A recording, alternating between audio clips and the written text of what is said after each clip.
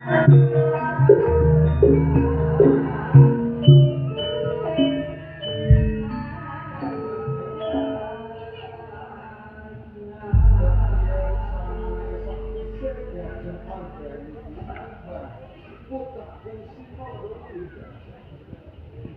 menyet nang rekoben. Tik.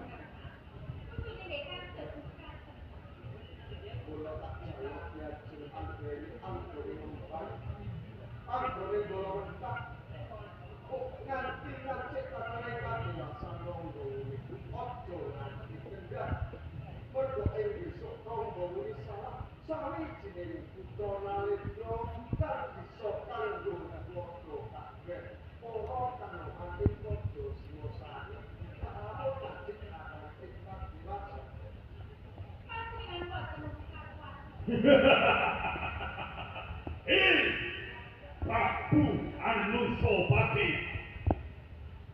Otoilah kabeh lungguh jikran Yakuban. Yen pancen duwe-duweni watak ing ratu ana ing Singosari. Ojo kaya dene bocah wadon kang temen kembenan mimpi-mimpi. Metko jopo iki lho Agapana oh jaya jaya.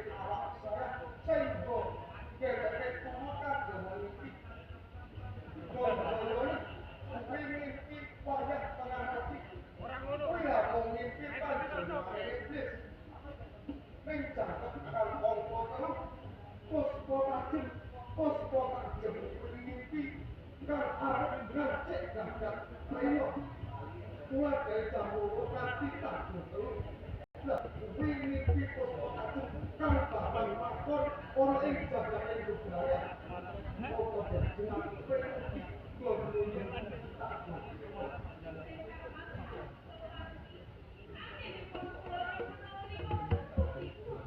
ngomongin kita tahu.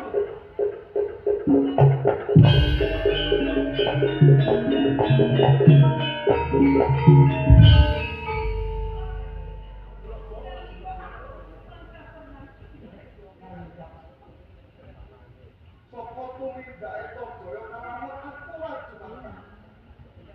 Mulai bangga cukup akeh kok selesai. Tak jaluk diajak. Dan orang-orang sore Gusti kan belajar meminta cemen orang menegak ya apa-apa itu ojo silahan iki lho aku tak kripik lawan pengiran Tojoyo aku jawab gajung sing ana ikhlapan oleh taman paman ikuti Singosari